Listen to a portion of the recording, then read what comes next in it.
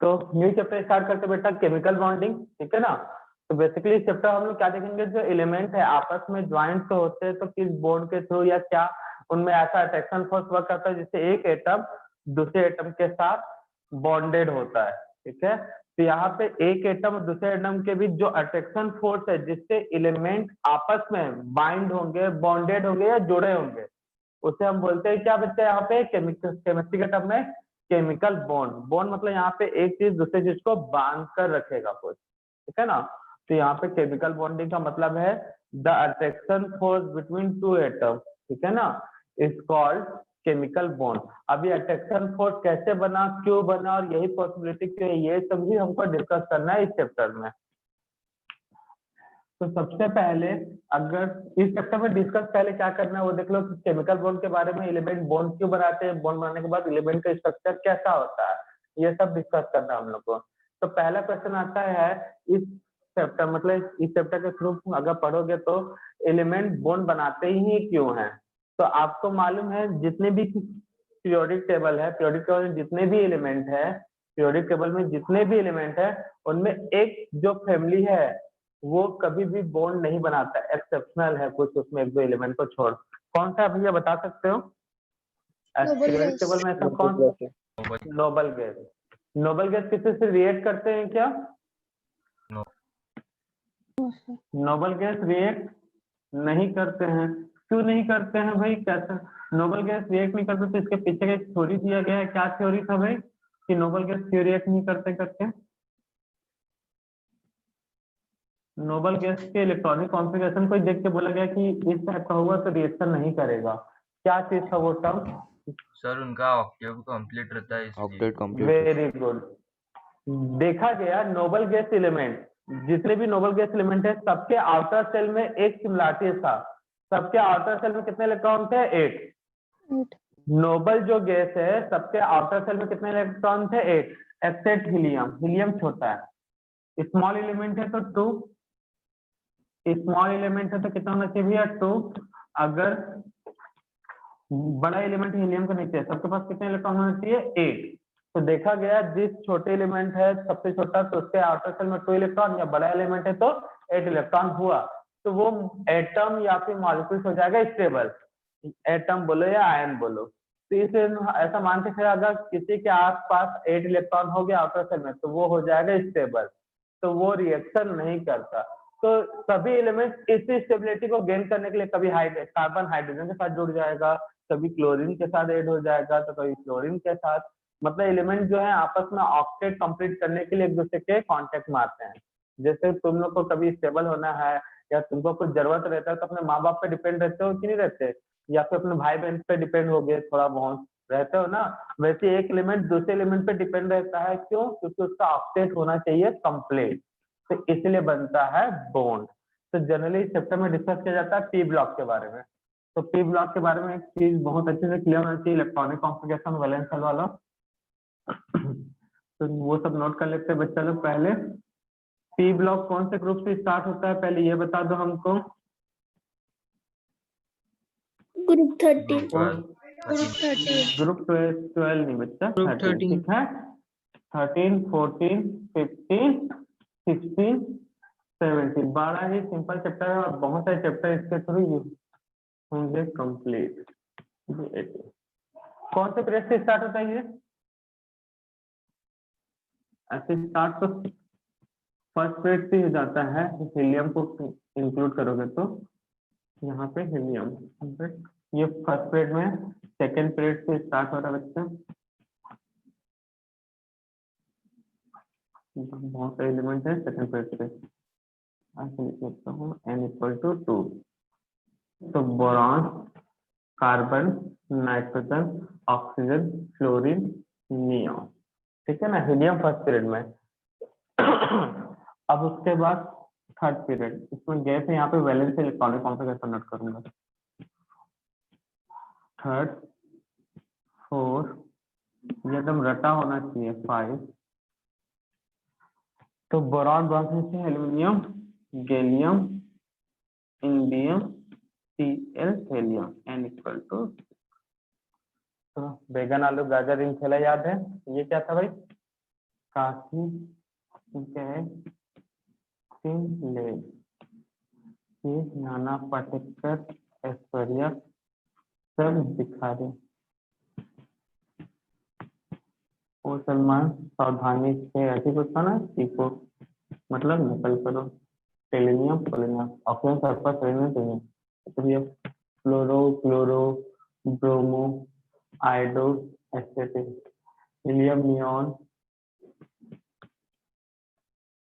Argon krypton xenon hydrogen data ये period है भाई पीरियड वाइज और ग्रुप वाइज है एलिमेंट अब सब में ये आना चाहिए वैलेंस इलेक्ट्रॉनिक कॉन्फ़िगरेशन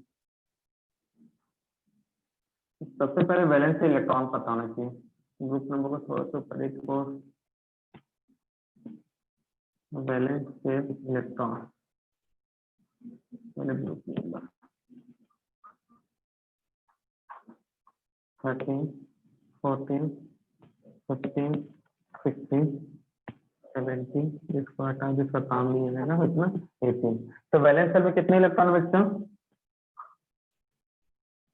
13 में कितना वैलेंस है इलेक्ट्रॉन 3 3 13 का 3 लेना है 14 का 4 5 का 15 का 5 16 का 6 17 का 7 18 का 8 ये है वैलेंस इलेक्ट्रॉन ठीक है ना 13 का 3 14 का 5 15 का 14 का 4 15 का 5 16 का 6 17 का 7 18 का 8 अब वैलेंस इलेक्ट्रॉनिक कॉन्फ़िगरेशन ये भी पता होना चाहिए बच्चा लोग क्या पता होना चाहिए वैलेंस इलेक्ट्रॉनिक कॉन्फ़िगरेशन तो पी ब्लॉक है तो जनरल इलेक्ट्रॉनिक कॉन्फ़िगरेशन क्या होता है बच्चा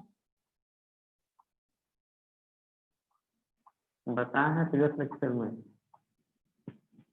क्या होता है भाई एन एस एन सी याद नहीं रखते तुम लोग 1 to 6 इलेक्ट्रॉन भूल जाते तुम लोग बहुत जल्दी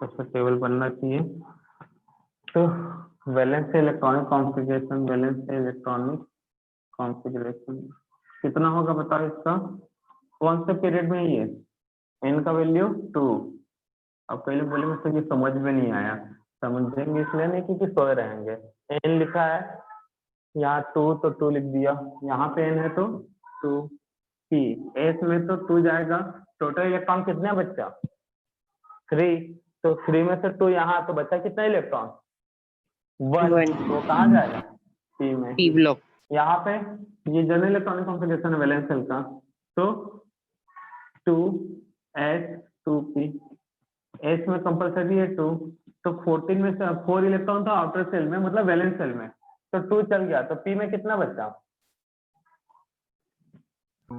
2 मैं सीधा ले लेता हूँ तो कौन सा भी है यहाँ पे फोर्थ वाला तो 4s 4p ये होगा 4s 4p तो वैलेंस सेल में कितने इलेक्ट्रॉन है 6 तो 2 यहाँ पे बचा कितना 4 इस तरह से हो गया यहाँ पे बात करो तो 6s 6p वैलेंस सेल में कितने इलेक्ट्रॉन बचा 7 तो 2 यहाँ पे तो बचा कितना 5 यहाँ पे देख लो फोर्थ वाले लाइन में तो 4s 4p वैलेंस सेल में कितना 8 तो 2 कंपलसरी बचा 6 यहाँ पे 6 कर लोगे कंप्लीट यस yes sir चलो जल्दी से नोट डाउन करो तो बेटा ये टेबल याद रहना चाहिए अभी तो स्टार्टिंग में काम नहीं आएगा बट आगे बहुत ज्यादा यूज होने वाला है ठीक है ना ये टेबल अच्छे से रटा होना चाहिए सबको क्लियर है बच्चा लोग sir ये पी ब्लॉक टेबल हाँ बेटा बोलो क्या हुआ तो पी ब्लॉक का टेबल पीरियोडिसिटी में बता दिए थे भैया याद रखना है ये भी बता देते हैं ग्रुप 13 है तो वैलेंस में 3 इलेक्ट्रॉन होगा 14 है तो 4 15 5 16 का 6 17 का 7 18 का 8 जनरल इलेक्ट्रॉनिक कॉन्फ़िगरेशन है, ये भी आपको याद रखना है। और उसके बाद बताया था हाँ बेटा क्या हो रहा है। तो ऑक्टेट रूल कुछ देर पहले बात कर रहे थे ना भाई ऑक्टेट रूल के बारे में। तो क्या होता देख लो, the tendency of an element, the tendency of an element, the tendency of an element, the tendency of an element to contain, the tendency of an element to contain 8 electrons in outermost cell, outermost cell is called octet rule. The tendency of an element to contain 8 electrons in outermost cell is called octet rule.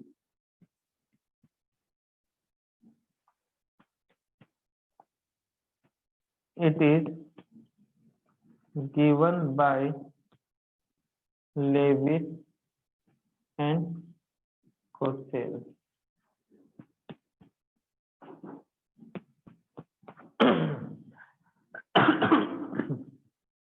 Levi's and Kossel, note down करो बच्चे। तो आप NCERT का Hindi text book पढ़ोगे तो वहां पे Louis बोलता है और बुक में स्पेलिंग देखो तो लेविस, तो आप लेविस ही बोलते हैं। तो लेविस और कोसेल बोलते थे कि जो एलिमेंट है उनके आउटर सेल में अगर 8 इलेक्ट्रॉन है, जैसे कि neon, argon, krypton, xenon, radon, ये लिस्ट रिएक्टिव है क्योंकि इनके आउटर सेल में 8 इलेक्ट्रॉन है। ऑक्टेट क्या है? कंप्लीट।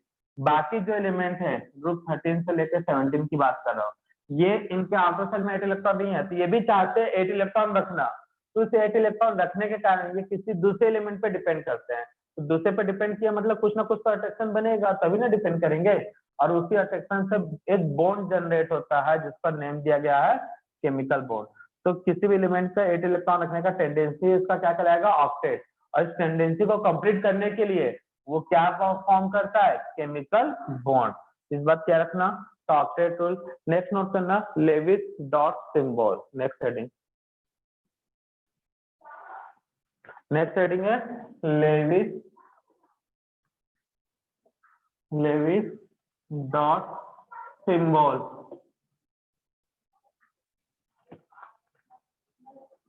नेक्स्ट हेडिंग है लेविस डॉट सिंबल। तो नोट करना दो बातें। द रिप्रेजेंटेशन, टेबल जो नोट करना उससे कंप्लीट हो जाएगा ये topic. The representation of outer shell electron या outer most shell electron by dot is called Lewis dot symbol. The representation of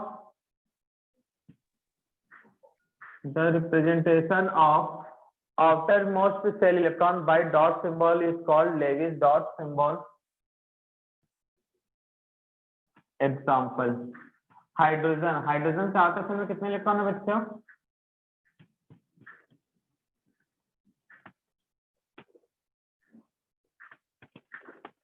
कितने हाइड्रोजन के आउटर सेल में इलेक्ट्रॉन? 1, तो एक डॉट। बोरान के आउटर सेल में कितने इलेक्ट्रॉन हैं?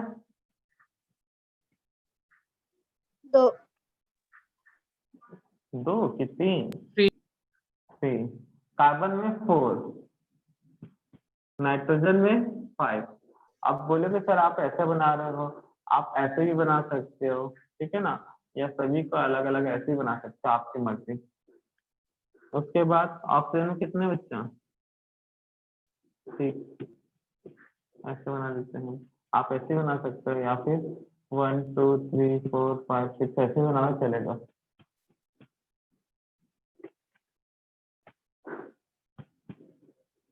तो बस 8 डॉट होना चाहिए। अगर वैलेंस शेल में इलेक्ट्रॉन में 7 है तो 7, 6 है तो 6, ठीक है। तो ये था लेविस डॉट सिंबल। तो आउटर मोस्ट सेल के इलेक्ट्रॉन को किससे रिप्रेजेंट करना? डॉट से, तो इसी को बोलते हैं लेविस डॉट सिंबल। इसको मिला के the bond between two element is called chemical bond and it is form या फिर डेवलप, क्यों बनता है भाई, एंड इट इज फॉर्म और develop complete the octave. For completion of Complete octet, of ठीक है ना। तो लिख लो definition, the bond between two और मोर देन टू एलिमेंट, ठीक है ना, जो भी दो के पीछे बने, दो से ज्यादा भी हो सकता है, द बॉन्ड बिटवीन टू और more than two element is called chemical bond, is called chemical bond। तो दो या दो से ज्यादा एलिमेंट के बीच जो बॉन्ड बनेगा उसे हम क्या बोलेंगे बच्चा, chemical bond. It is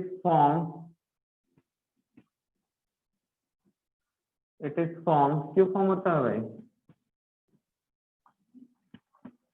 for completion, किसके complete कंप्लीशन के लिए octation बच्चा, completion of octet of element. तो ऑक्टेट कंप्लीट होने के लिए बनता है chemical bond. Next, type of chemical bond, type of chemical bond, types of chemical bond. इसको मैं दो कैटेगरी में, बुक के हिसाब से नहीं जा रहा हूं मैं, ठीक है ना, एक दो चैप्टर को मिला के इसको मैं दो कैटेगरी में डिवाइड कर रहा हूँ। अब बताऊं इस चैप्टर में क्या डिस्कस करना है। एक होता है प्राइमरी केमिकल बॉन्ड, प्राइमरी के लिए 1 डिग्री लिखते हैं, ठीक है ना, केमिकल बॉन्ड। बेटा माइक बंद करके रखो। फर्स्ट होता है primary chemical bond and second होता है सेकेंडरी केमिकल बॉन्ड। 2 डिग्री मतलब सेकेंडरी केमिकल बॉन्ड, ठीक है, ये थोड़ा सा याद रखना पड़ेगा भाई।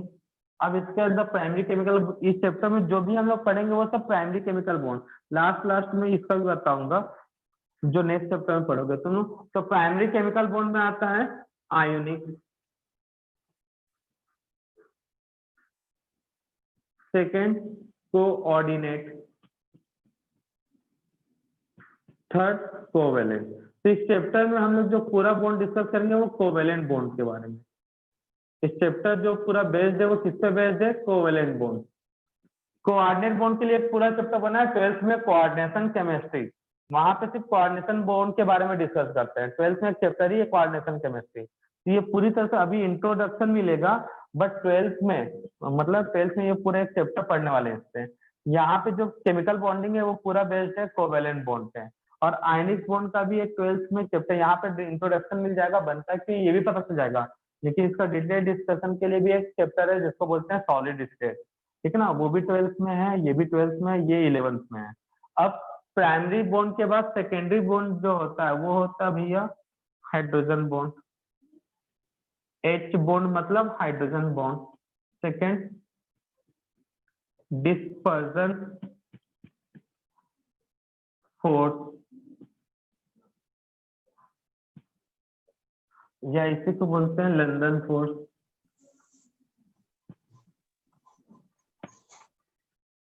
थर्ड डायपोल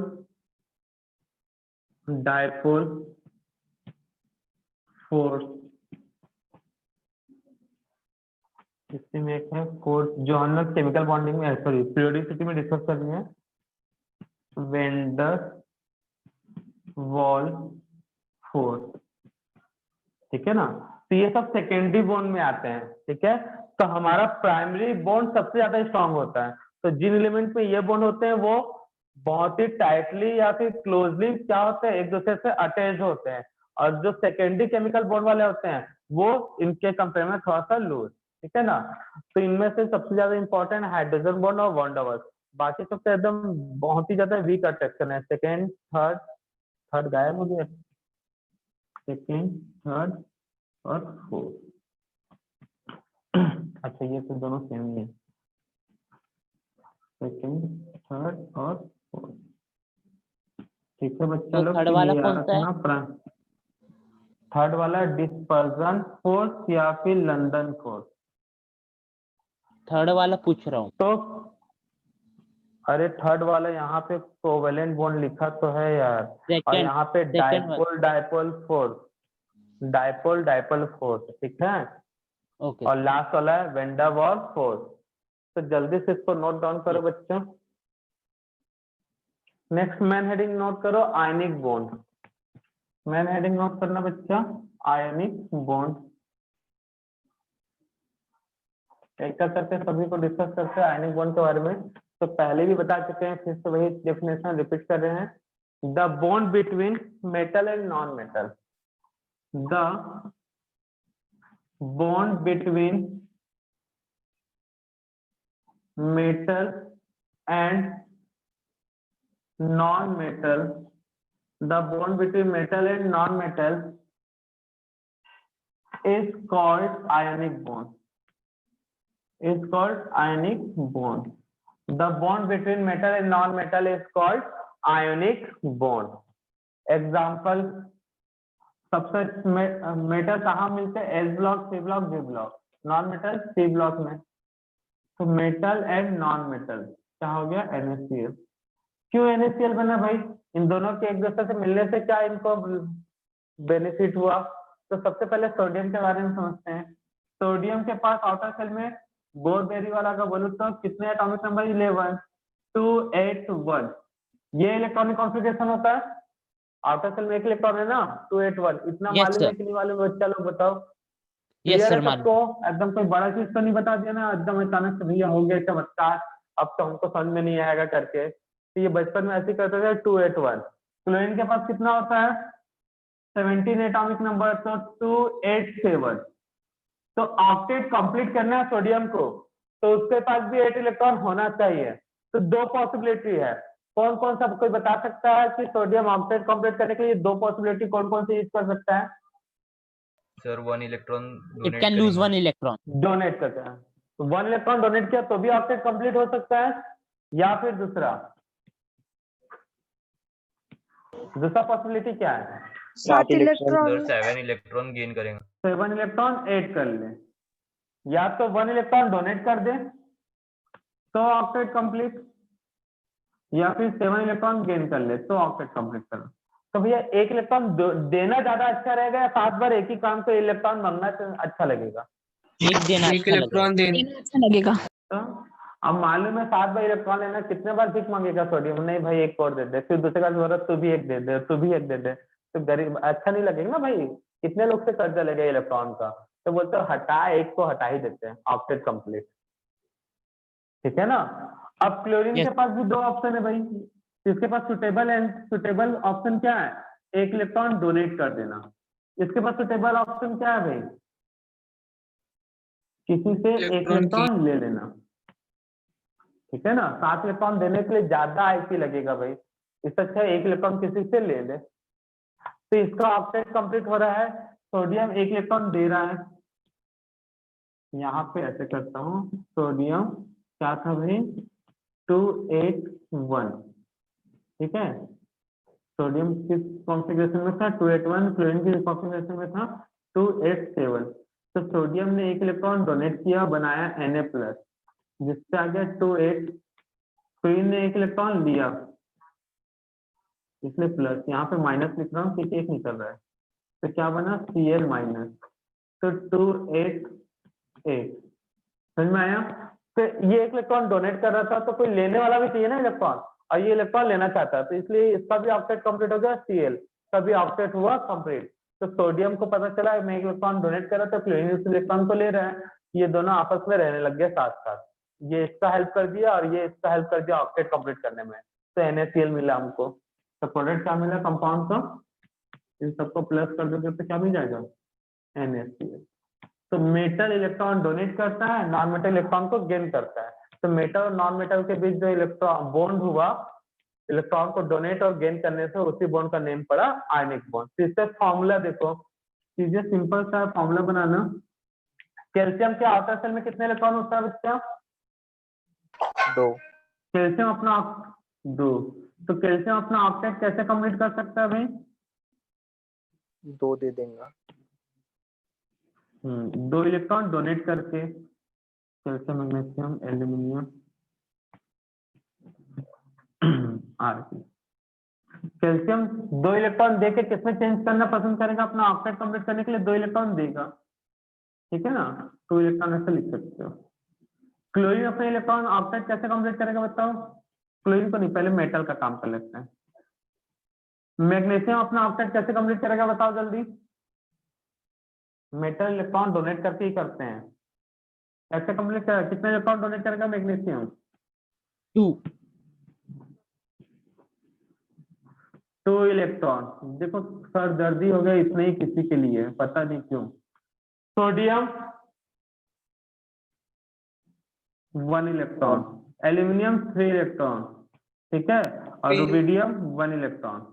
ठीक, इतने ही कई लोग के लिए सरदर्दी हो गया। क्यों होता है पता है? जब टीचर बोलता है याद रखो एटॉमिक नंबर, तो याद नहीं रखते। कैल्शियम का एटॉमिक नंबर कितना होता है बच्चा? 20 कितना होता है? 20। तो ऑक्टेट कंप्लीट करने के लिए 2 इलेक्ट्रॉन देगा, तो कैल्शियम किसमें चुन जाएगा? कैल्शियम 2+ में। इलेक्ट्रॉन कितना जाएंगे? 2 8 8। ऑक्टेट हो गया ना कंप्लीट। तो क्या करेगा स्टूडेंट? यही याद नहीं रखेगा तो टीचर कुछ कर सकता है क्या बच्चा? तो बच्चा ध्यान ही नहीं देता है एटॉमिक नंबर याद रखने के लिए। अब एल्यूमिनियम वाला बोल सकते हो 3+।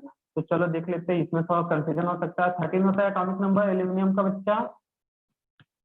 2 8 3 यही होगा। हमने इसको 3+ बना दिया, तो क्या हो जाएगा यहाँ पे? 2 8। ऑक्टेट कंप्लीट हो रहा है। अब बोलोगे तो इसको 5 इलेक्ट्रॉन दे दो ना, एल्यूमिनियम के ऊपर 5 चार्ज बना दो, नेगेटिव चार्ज। अब फिर तो हो गया कंप्लीट। 2 8 5 लेगा तो ये भी है। तो बताओ तकलीफ इसमें ये ज्यादा अच्छा प्रोसेस है कि ये ज्यादा अच्छा प्रोसेस है? ऊपर वाला या नीचे वाला? नीचे वाला। डोनेट बोलो। नीचे वाला, डोनेट करने वाला, क्योंकि 3 बार डोनेट किया ऑक्टेट कंप्लीट। इसको यही काम 5 बार करना पड़ेगा। इलेक्ट्रॉन 5 इलेक्ट्रॉन लेना पड़ेगा और यहाँ पे 3 इलेक्ट्रॉन देना। तो बताओ कौन सा प्रोसेस जल्दी कंप्लीट हो जाएगा? नीचे वाला प्रोसेस हो जाएगा जल्दी कंप्लीट। यही सब चीजें थोड़ा छोटे छोटे चीजें लॉजिकली याद रखना पड़ता है कि एल्यूमिनियम 5 बार इलेक्ट्रॉन लेते लेते थक जाएगा भाई, उससे अच्छा 3 इलेक्ट्रॉन लेके फेंक दे, तो ऑक्टेट क्या हो जाए इसका? कंप्लीट। तो बस यहाँ पे। अब क्लोरीन को ऑक्टेट कंप्लीट करने के लिए कितना इलेक्ट्रॉन चाहिए बच्चा? 1 एक लिथियम का और नाइट्रोजन भी बनाते हैं, तो 1 इलेक्ट्रॉन। तो 1 इलेक्ट्रॉन लेगा ये और Cl- बना लेगा। ये इसको ऑक्टेट कंप्लीट करने के लिए कितने इलेक्ट्रॉन चाहिए? आउटर सेल में कितने इलेक्ट्रॉन है?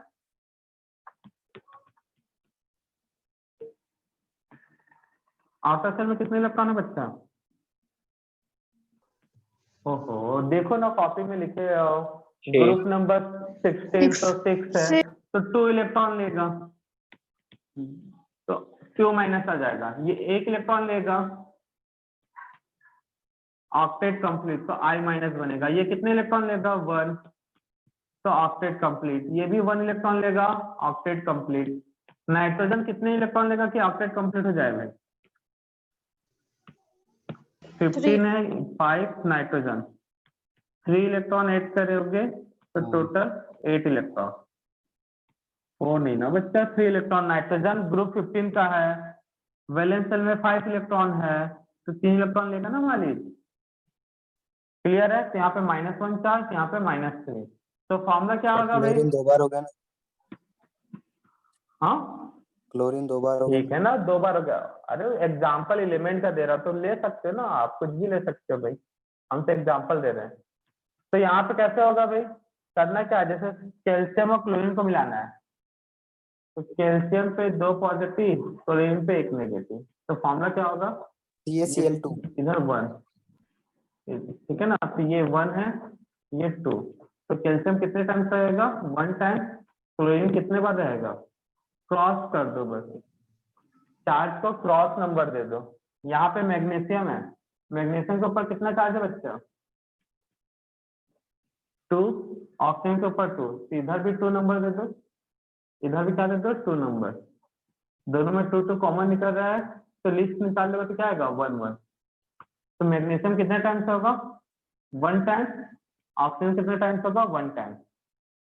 एल्यूमिनियम वाला देखो, एल्यूमिनियम कितने पे है 3 प्लस, क्या ऐड हो रहा है इसके साथ, फ्लोरीन के साथ देख रहा हूं मैं, तो फ्लोरीन पे कितना चार्ज है -1,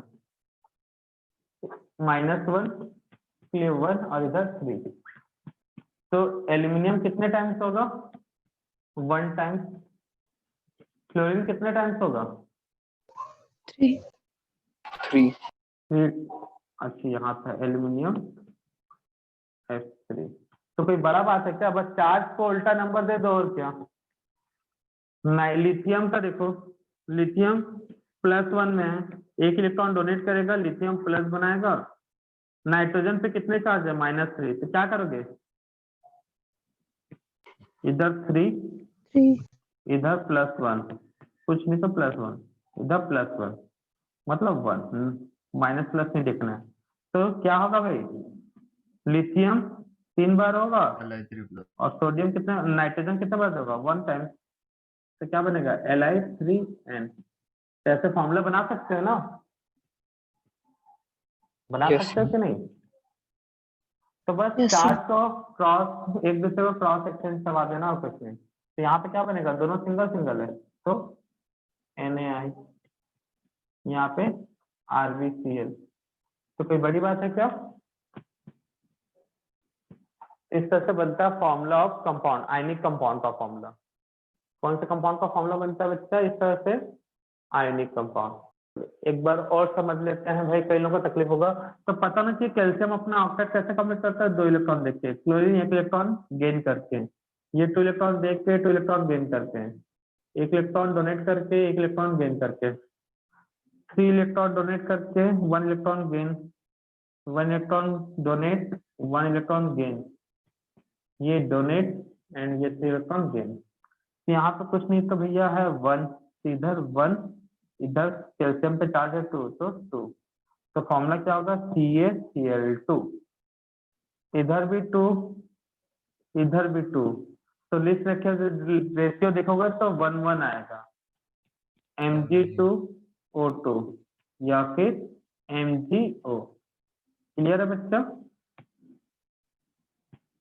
ठीक है ना, जब कॉमन रहता तो ऐसा लिस्ट वाला देख लिया करो, इधर 1 इधर भी 1, तो फॉर्मूला क्या होगा NaI, इधर 1 इधर 3, तो फॉर्मूला क्या होगा AlF3, इधर Rb1 ये भी 1, तो फॉर्मूला क्या होगा RbCl, ये 1 ये 3, तो फॉर्मूला क्या होगा Li3n, ये रख देना वैल्यू। तो क्लियर है सबको इतना, आयनिक फॉर्मूला ये बना लोगे ना किसी भी कंपाउंड का। yes sir. चलो ठीक है, नेक्स्ट हेडिंग नोट करो बच्चा, कोऑर्डिनेट बॉन्ड, नेक्स्ट टॉपिक है, और नीचे लिख लो क्या,